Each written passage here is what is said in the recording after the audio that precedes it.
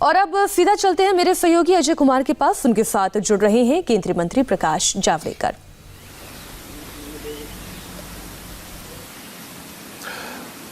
धन्यवाद मीनाक्षी। किसान आंदोलन थमने का नाम नहीं ले रहा और जिस तरह से खबरें आ रही हैं ऐसा लगता है कि बड़े पैमाने पर अब किसान दिल्ली के आसपास आने लगेंगे। 50,000 से ज़्यादा किसान आ चुके हैं। सरकार अपनी तरफ से पूरी कोशिश कर रही है कि आंदोलन को थामा ही नहीं जाए बल्कि किसानों को समझाया भी जाए। लेकिन वजह क्या है, क्यों किसान नहीं मान रहे? बात करने के लिए हमारे साथ मौजूद हैं कैबिनेट के वरिष्ठ मंत्री प्रकाश जावड़ेकर जी। नमस्ते प्रकाश जी, सरकार ने कोई कसर नहीं छोड़ी। आप इतनी राउंड की बातचीत कर चुके हैं। किसान ये कह रहे हैं कि हम आपकी बात मानेंगे नहीं, वो कहते हैं कानून वापस लें, और ज्यादा किसान आने जा रहे हैं। ये क्या हो रहा है? ऐसा जब आंदोलन होता है तो आंदोलन में ये सारे स्थिति आती है। सवाल है कि सरकार की नीयत क्या है। जी। मैंने भी 50 साल के सार्वजनिक जीवन में अनेक आंदोलन किए, लेकिन आंदोलन में सरकार पर विश्वास न होना एक बड़ी बात होती है, जो दूसरे सरकारों के समय होती थी। अब ये मोदी जी की सरकार है कि जिसने एक बार कहा तो वो करते हैं, ये लोगों को पता है। तो एक विश्वास की जो कड़ी नहीं थी पहले, वो है। दूसरी बात है कि हमने पूरी खुलकर चर्चा की, एक एक मुद्दे की चर्चा की, और चर्चे पर जो सुझाव आए उन सुझावों के आधार पर जो संशोधन करना है या जो आश्वासन देना है वो तय किए। मुझे बताओ, 3 ही मुख्य मुद्दे थे। एक, एमएसपी रहेगी कि नहीं, ये सबसे मुख्य मुद्दा है। तो हमने कहा एमएसपी रहेगी। 55 साल से एमएसपी बिना कानून की चली रही है, तो आगे भी चलेगी। तो और आज तक किसी ने लिखित आश्वासन भी नहीं दिया है। फिर भी ये स्वीकार किया चर्चा में कि हम लिखित चाहिए तो लिखित भी देंगे। तो लिखित देने के बाद क्यों नहीं मानना? तो ये है एमएसपी का मुद्दा। दूसरी बात है कि एपीएमसी रहेगी कि नहीं। तो इस साल कानून पास होने के बाद भी एपीएमसी रही, एमएसपी रही, बल्कि पिछले साल से ज्यादा मिली। 34,000 करोड़ रुपए पंजाब के किसानों को उनके खाते में जमा हो गए। इससे और सबूत क्या चाहिए कि एपीएमसी भी रहेगी और एमएसपी रहेगी। इसका हाथ के कंगन को आईना नहीं लगता। तो वही बात है। तो ये भी। तीसरा एक था कि कॉन्ट्रैक्ट फार्मिंग में जमीन चली जाएगी, नहीं जाएगी। कॉन्ट्रैक्ट फार्मिंग तो पंजाब में 1980 से है, पेप्सिको की जमीनें चली गई क्या? और कॉन्ट्रैक्ट फार्मिंग में एक ही मुद्दा किसानों का था कि उससे अगर ज्यादा दाम मिले तो कॉन्ट्रैक्ट से बाहर निकलने की सुविधा होनी चाहिए, तो वो दी है। और दूसरा एक लास्ट मुद्दा है उसमें कि भाई जो कॉन्ट्रैक्ट फार्मिंग में जमीन का सौदा नहीं किसी सूरत में होगा, केवल फसल का सौदा होगा। ये भी हमने लिखित सरकार ने प्रपोजल दिया है। प्रकाश जी, आश्वासन जो है वो बड़े स्पष्ट हैं, सरकार की नीयत और नीति भी बिल्कुल स्पष्ट है। इसके बावजूद आपको लगता है कि आज किसानों की आड़ में एक अलग संगठन खड़ा हो गया है? कुछ ऐसे लोग जुड़ गए हैं इस आंदोलन से जो चाहते हैं कि बातचीत किसी भी तरह से फलित ना हो? ये आप समझ सकते हैं कि कुछ लोग, कुछ तत्व इसमें अपनी राजनीति करना चाहते हैं। लेकिन मैं किसानों का आंदोलन अलग देखता हूं। जो राजनीतिक दल है, जो मोदी विरोधी है, वो घोर पराजित हुए हैं, वो निराश है, हताश है। वो जो भी मौका मिले उसका फायदा उठाना चाहते, वो एक अलग चीज है। और जो बाहर आपके इंडिया टीवी पर ही मैंने देखा कि उसमें इंग्लैंड में, अमेरिका में, कनाडा में, ऑस्ट्रेलिया में जो प्रदर्शन हुए उसमें खालिस्तान जिंदाबाद के नारे लगे, वो एक तीसरा पहलू है। तो ये किसानों को बहुत सावधान रहना पड़ेगा। कल जो शर्जील इमाम के पोस्टर लगे और जो उमर खालिद की रिहाई की बात हुई, वो क्यों हुई? वो किसने तो की, किसने पोस्टर चिपकाया। और मैंने तो किसान आंदोलन के माइक से भी ये सुना कि इन निर्दोषों की रिहाई होनी चाहिए। अब ये किसान आंदोलन नहीं है ना। फिर प्रकाश जी, यही सवाल हम आपसे उठाना चाहते हैं क्योंकि इंडिया टीवी पर हमने इस तरह की खबरें बहुत ही विस्तृत तरीके से दिखाई। सरकार के कानून से क्या फायदे हैं, क्या नुकसान है, सब बताया। फायदे बहुत ज़्यादा हैं, इसमें कहीं कोई शक नहीं है। लेकिन ये जो एक वर्ग है जो लगातार एक तरह से सरकार की नीयत पर आक्षेप कर रहा है, इस पूरे आंदोलन को अपनी तरफ खींचने की कोशिश कर रहा है। ऐसी खबरें हमें मिली हैं कि एजेंसियां अब सरकार को वार्न कर रही हैं कि कुछ ऐसे लोग इसमें जुड़ रहे हैं जो बड़े पैमाने पर नुकसान पहुंचाना चाहते हैं, कानून व्यवस्था को धता बताना चाहते हैं। कैसे निपटेंगे इनसे आप? नहीं, इसलिए मुझे लगता है सरकार को जो कानून के स्तर पर व्यवस्था करना है वो तो करेगी, लेकिन हम बातचीत के रास्ते से ही, संवाद से ही इस मसले का हल करना चाहते। ये फिर से एक बार आज भी कृषि मंत्री ने अपील किया है किसानों से कि आइए चर्चा करिए, चर्चा के बाद ही समाधान लेकर जाइए, और एक एक प्रोविजन की भी चर्चा हो सकती है और उसमें भी कुछ बदलाव करना है तो उसकी चर्चा हो सकती है। यहाँ तक सरकार ने तैयारी दर्शाई है, तो मुझे लगता है सरकार की तरफ से बहुत साफ है। अब किसानों को आगे आकर सरकार से सीधा संवाद करना चाहिए, ना कि उन लोगों के इसमें जाना चाहिए कि जो कहना चाहते या जो करना चाहते कि ये लंबा चले, ये सुधरे ना, ये सुलझ ना जाए, ये जो प्रयास कुछ लोगों का है वो सफल नहीं देने होना है। काजी, क्या इसमें आपको ऐसा लग रहा है कि बड़े पैमाने पर वामपंथ दलों के लोग भी शामिल हैं? क्योंकि मैं कुछ नाम आपके सामने रखना चाहता हूं और इन नाम के आधार पर आप खुद ही बताएं। दर्शन पाल जी हैं, ये स्टेट प्रेसिडेंट हैं क्रांति किसान यूनियन के, CPIM से जुड़े हुए हैं। हनन मोला जी हैं, ये भी CPIM से जुड़े हुए हैं। अक्षय कुमार जी हैं, NGO चलाते हैं उड़ीसा में, लेकिन आजकल बहुत सक्रिय हैं दिल्ली की सीमा पर। कविता जी हैं, ये भी NGO चलाती हैं, ये भी बहुत सक्रिय हैं। योगेंद्र यादव जी को तो आप जानते ही हैं। इस तरह के नामों की लंबी लिस्ट है। 12-14 ऐसे लोग हैं जिनका वाम दलों से सक्रिय नाता है। तो क्या हम इसे किसान आंदोलन कम, वाम आंदोलन ज्यादा माने? ये परिभाषा इनको करना है टीवी चैनल्स को। हम सरकार करके यही कहेंगे कि हम किसानों के साथ हमारे चर्चा के दरवाजे खुले हैं और किसान जल्दी चर्चा करके, क्योंकि लंबे आंदोलन ऐसे चलते भी नहीं और चलाने का फायदा भी नहीं होता, और आज जिस कोरोना की महामारी का संकट है वो किसी को ना हो, दुर्भाग्य से ये हमें देखना है। तो ये जरूरी है कि सावधानी बरतनी चाहिए, और अगर जो मूल मुद्दे हैं वो अगर सुलझा लिए गए हैं तो बाकी मुद्दों के लिए बाद में भी चर्चा हो सकती है, अभी भी हो सकती है। तो अभी आंदोलन वापस ले, चर्चा करे और समस्या का समाधान करे, और होगा ऐसा हमारा विश्वास है। आपने आंदोलनों का जिक्र किया और आपने कई में खुद ही हिस्सा लिया है, कई आपने आयोजित भी किए हैं। जब आंदोलन करते हैं तो बातचीत होती है, बातचीत में गिव एंड टेक होता है। यहाँ पर गिव एंड टेक की स्थिति तो दिखती नहीं है। किसान सीधे कह रहे हैं, जो लोग आपसे बात कर रहे हैं, कि आप सीधे कानून निरस्त कीजिए, मॉडिफिकेशन की बात नहीं है। तो क्या एक धड़े की ये कोशिश है कि सरकार की नियत और सरकार की नेकनामी पर धब्बा लगाया जाए? नहीं, हो सकता है ये प्रयास कुछ दल या कुछ नेता कर सकते हैं, लेकिन जनरल तौर पे जो किसान है वो, उन्होंने इसीलिए तो चर्चा की। 5 दिन चर्चा क्या हुई? चर्चा उनको जो कहना था वो सब उन्होंने कहा।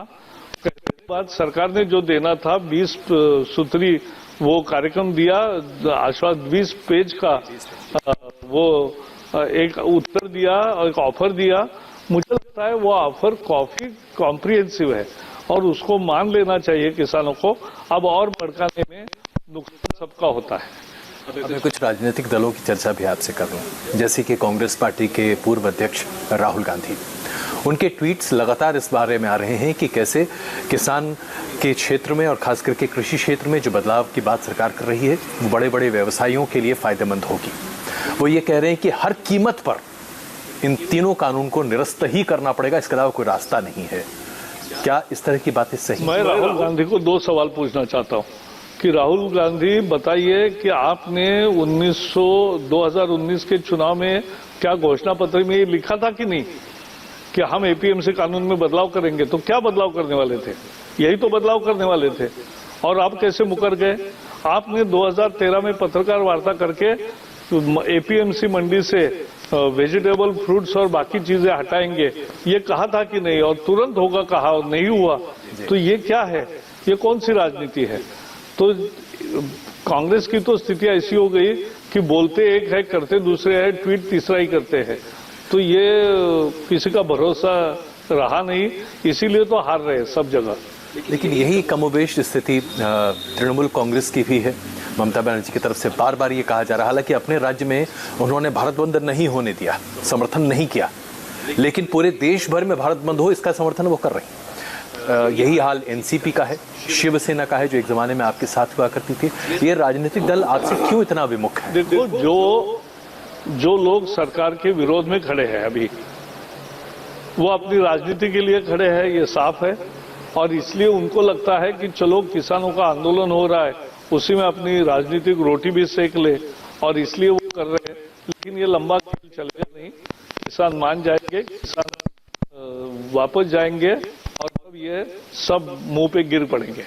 प्रकाश जी, यदाकदा एक दो बीजेपी के नेताओं ने शुरुआत में कह दिया था कि शायद कुछ खालिस्तान समर्थक इस पूरी मुहिम में शामिल हैं, जो किसानों का आंदोलन है उसे लेकर जबरदस्त हंगामा मचा कि क्या किसान खालिस्तानी है? नहीं, हमने तो कभी नहीं कहा, या किसी ने हमारे सरकार की तरफ से किसी ने नहीं कहा कि किसान खालिस्तानीवादी है या किसान राजनीति कर रहे। हमने ये कहा कि राजनीतिक दल और खालिस्तानी ताकतें और बाकी लोग उसका अनुचित फायदा उठाना चाहते, उसमें हाईजैक करना चाहते, ये हमने कहा है। हमने किसानों को दोष नहीं दिया, लेकिन किसानों को अब ये बताना पड़ेगा कि ये हमारा नहीं है। शर्जील और उमर खलीद का कैसे पोस्टर आता है कि उनका किसान माइक, किसान नेता ही जो किसान के बारे में बोल रहे हैं, वही ये कैसे बोलने लगे? तो ये कभी तो कभी किसानों को साफ करना पड़ेगा कि इनसे हमारा कोई ताल्लुकात नहीं है और हम इसका खिलाफत करते हैं। और ये भी बताना पड़ेगा कि खालिस्तान के साथ हम नहीं है कोई। तो ये सब मुद्दे हैं, आएंगे अभी। जी प्रकाश जी, क्या आपको लगता है कि कुछ ताकतें जानबूझकर इस तरह के मुहिम को अंजाम देने की कोशिश करती हैं? जैसा कि हमने देखा सीएए के विरोध में दिल्ली को तकरीबन 3 महीने तक पूरी तरीके से ठप करने की कोशिश की गई थी, लोग हटने को तैयार ही नहीं थे। ऐसा है। वही नेता आज यहाँ भी दिखाई देते हैं या उनके पोस्टर दिखाई देते हैं? बराबर है। और यही जो है, देश में किसी भी तरह से असंतोष की स्थिति बनी रहे, दुनिया में भारत के लिए खराब संदेश जाए, भारत की तरक्की ना हो और भारत के में आने वाला निवेश रुके, ये कुछ लोगों का निश्चित डिजाइन है जो भारत को हमेशा गरीब देखना चाहते, जो भारत के लोगों को कभी न्याय होने नहीं देना चाहते। यही वो मुद्दे हैं, यही वो लोग हैं, और उनसे निश्चित सरकार ये देखेगी कि इनके हालचाल क्या चल रही है, ये देख के जो आवश्यक उपाय करेगी।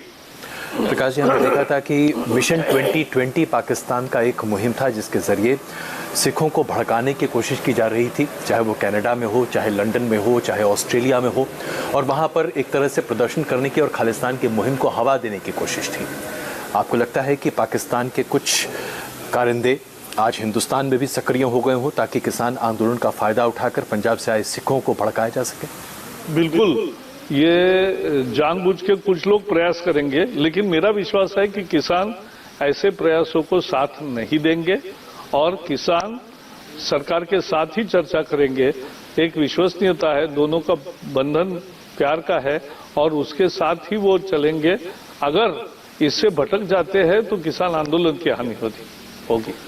किसान आंदोलन जिस तरह से देश में चला और खास करके पंजाब में चला, तकरीबन 2-2.5 महीने तक वहां पर आंदोलन पंजाब में नहीं चला, जी देश में नहीं चला। केरल में कहाँ आंदोलन हुआ, आंध्र में कहाँ हुआ, तेलंगाना में कहाँ हुआ, तमिलनाडु में कहाँ हुआ, महाराष्ट्र में, गुजरात में, उत्तर प्रदेश में, मध्य प्रदेश में, छत्तीसगढ़ में, बिहार, उड़ीसा, कहाँ आंदोलन हुआ, बंगाल, आसाम, कहीं नहीं हुआ।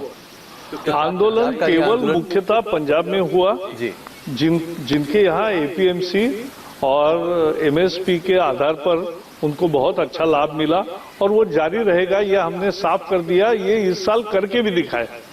तो इससे ज्यादा और कोई सबूत नहीं चाहिए कि ये इस साल भी कानून के बाद हुआ तो अगले भी सालों होते रहेगा और इसमें कोई नहीं। लेकिन चॉइस चाहिए कि नहीं, ये किसानों की मांग थी, ये ऐसा नहीं। देखो, एक बताना चाहिए, एपीएमसी के सुधार की चर्चा 2003 से हो रही।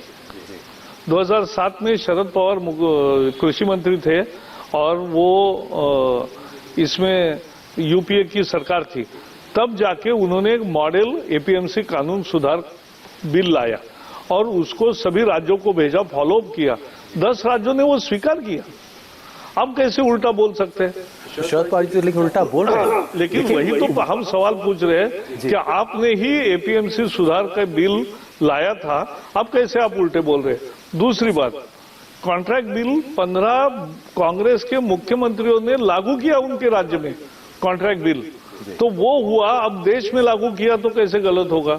उनके राज्य में करेक्ट है, और बाकी हम तो कॉन्ट्रैक्ट फार्मर को ज्यादा संरक्षण दे रहे, और वो जो दे रहे बाहर निकलने का भी और कभी भी भूमि का सौदा नहीं होगा, ये हम बता रहे हैं। प्रकाश जी, कैप्टन अमरिंदर सिंह जो पंजाब के मुख्यमंत्री हैं, उन्होंने गृह मंत्री जी से मुलाकात भी की, उन्होंने अपनी बातों को सामने भी रखा। आपने जैसा बताया पंजाब में इस आंदोलन को काफी हवा मिली।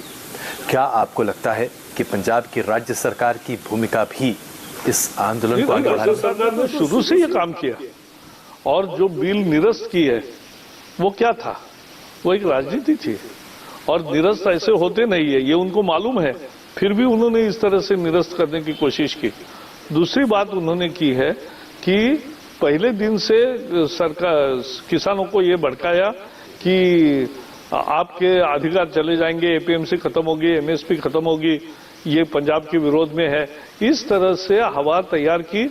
दुर्भाग्य से हमारे से अकाली दल बाहर जाने के बाद उनका भी प्रचार वो रहा, और तीसरा आम आदमी पार्टी वहां है तो उनका भी प्रचार यही रहा।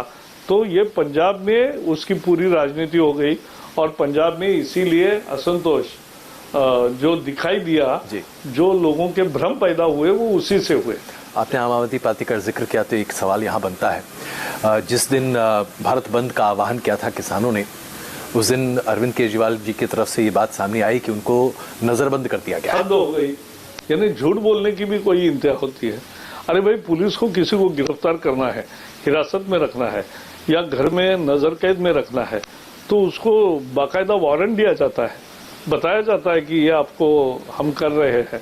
कुछ नहीं था, कोई भी जा सकता था। मैंने तो उस दिन अपील उनको किया पब्लिकली कि आप आइए मेरे घर, चाय पीजिए और वापस जाइए, देखते हैं कौन रोकता है आपको। कोई नहीं रोकने वाला था।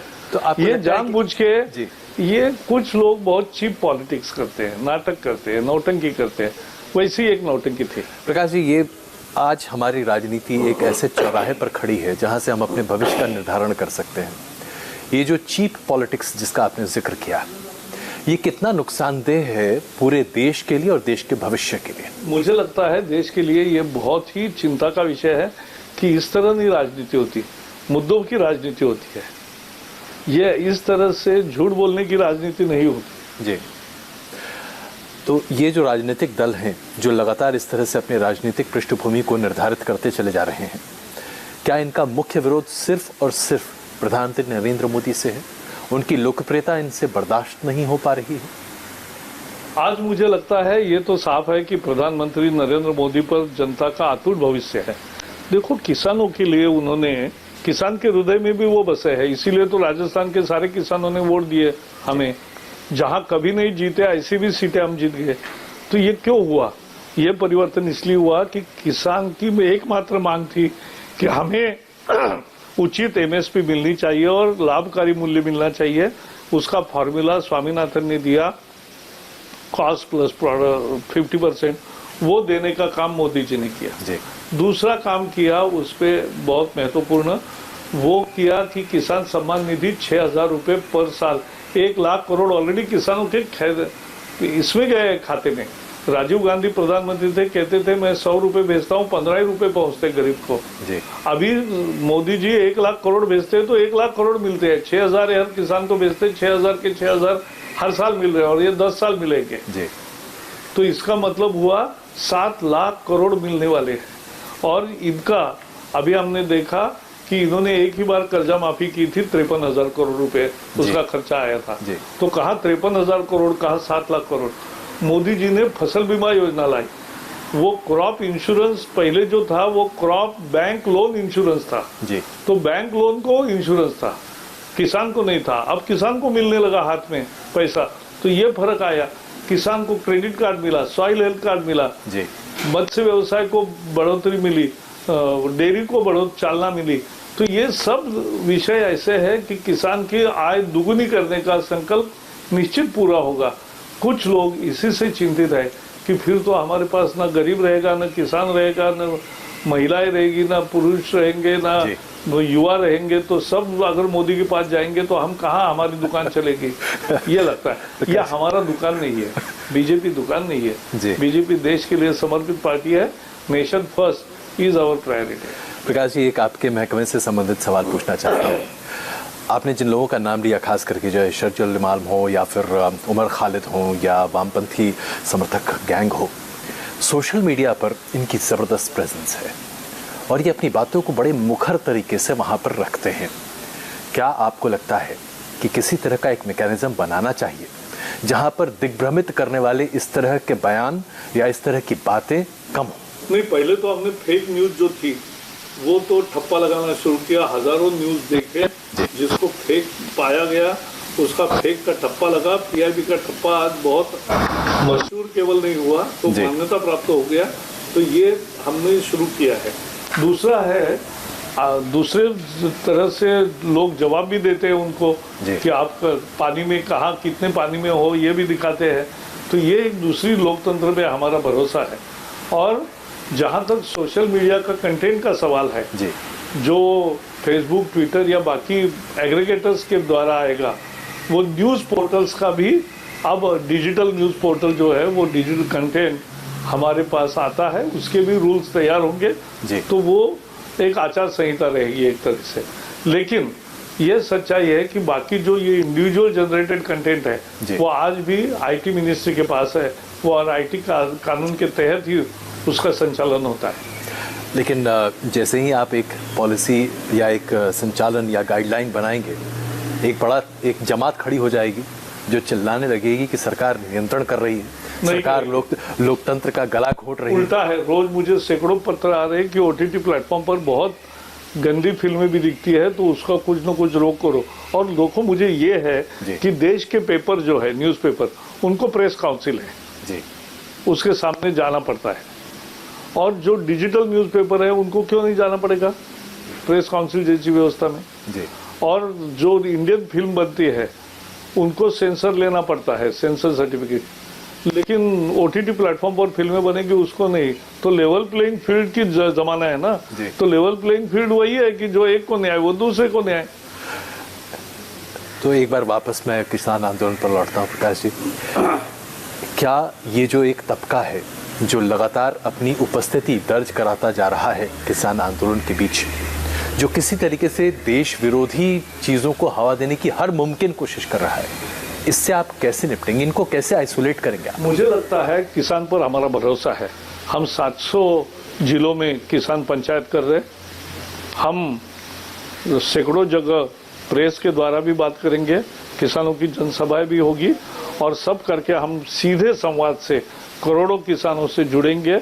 अन्नदाता को हम हमेशा पूछते हैं, अन्नदाता को हम हमेशा महत्व देते हैं। किसान का विश्वास और दिल जीत कर ही हम इस लड़ाई को खत्म करेंगे। प्रकाश जी, एक और ज्वलंत मुद्दा है जिस पर सवाल पूछना शायद मेरे लिए ठीक नहीं होगा। बंगाल में हमने जो देखा, जो तस्वीरें थी, ये तो सिहरन पैदा करने वाली तस्वीरें हैं।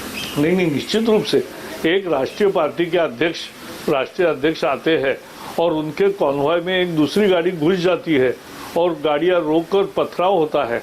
ये तो बहुत अब कभी नहीं हुआ देश में, ऐसी स्थिति है। और इसलिए इसकी जितनी निंदा की जाए कम है। और उसमें सरकार अगर वहाँ की नहीं सुधरती है तो ये उनको सुधारना चाहिए। वो लोकतांत्रिक नहीं सरकार कही जाएगी। बस एक छोटा सा जवाब, क्या आपको लगता है कि पश्चिम बंगाल में राष्ट्रपति शासन लगाने योग्य स्थिति आज है? जो ऐसा है, हमारे पार्टी ने और कुछ अनेक लोगों ने ऐसी मांग की है, लेकिन इसका विचार तो सरकार के स्तर पे होता है। हम टीवी के माध्यम से तो इसकी कुछ नहीं चर्चा कर सकते। और अभी मुझे लगता है कितने महीने रहे, 4-5 ममता जी के 4 महीने रहे हैं। 4 महीने के बाद उनको जाना ही है, तो वहाँ लोकतंत्र मजबूत होगा, ये हमारा पूरा विश्वास है। प्रकाश जी, आपने वक्त दिया अपना, बहुत धन्यवाद। और उम्मीद है कि आप जल्द ही ऐसे तत्वों पर काबू पाएंगे जो इस आंदोलन को एक अलग दिशा दे रहे हैं। बहुत धन्यवाद। बहुत धन्यवाद।